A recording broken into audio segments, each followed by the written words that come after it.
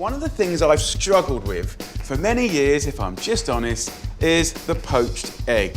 Yes, I can do it, but it was kind of like playing with me. It was sort of like some were good, some were okay, some were bad, and it was quite frustrating. And then I came up with this little hack, this little tip that made every single one perfect. So let you into a lovely world of the magic poached egg that never goes wrong. Check this out. You get yourself some cling film, you create these little pouches, and then of course you can flavour them with different things. Lovely shaved mushrooms, tiny bit of truffle oil. You've got little bits of tapenade in there, all these kind of flavours that you have around the house. You can take really fiery harissa, and of course the flavour cooks into the egg. So I want to show you one of my favourites today. Get yourself a little bowl or cup. Get yourself some non-PVC cling film and lay out a little sheet like this. So then we need to have a nice little drizzle of olive oil so I can create a non-stick surface. Then I'm going to lay this little sheet into our cup, and you can just use your hand and let it sort of sag in.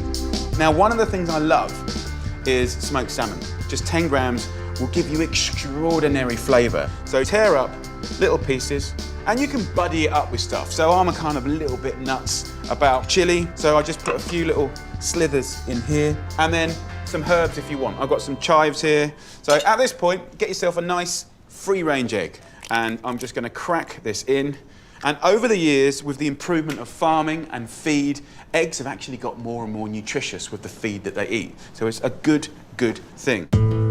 Now, make a pouch by pulling up the cling film and squeezing out the air, then twist and tie up. Simple.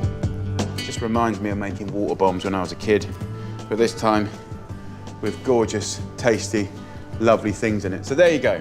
It couldn't be simpler to cook. Just stick them into a pan of simmering water for about 6 or 7 minutes for a lovely runny yolk, or longer if you like it harder.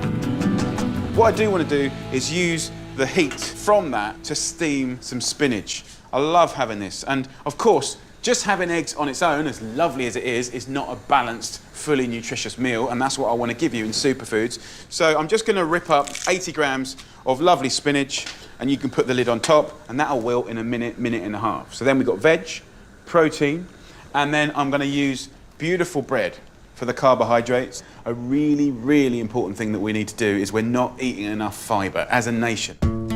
Studies have shown that high fibre diets are associated with a decreased risk from some cancers.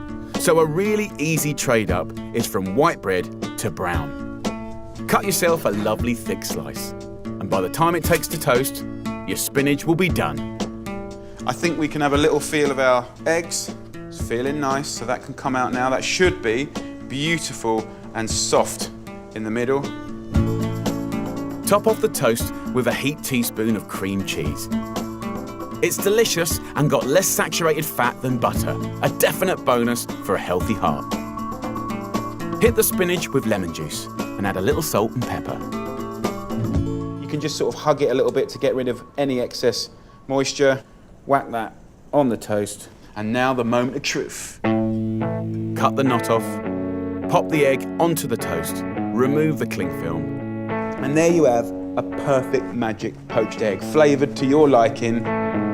Get your knife in there, and hopefully, yes. And you've got a mouth-watering, beautifully balanced breakfast with less than 300 calories a portion and one of your 5 fruit and veg a day. Look at that, come on. Guys, what are you waiting for? Magic poached eggs. How would you do it? Balance it up, get that superfood vibe going in the morning, set the day up right. Boom. Happy days.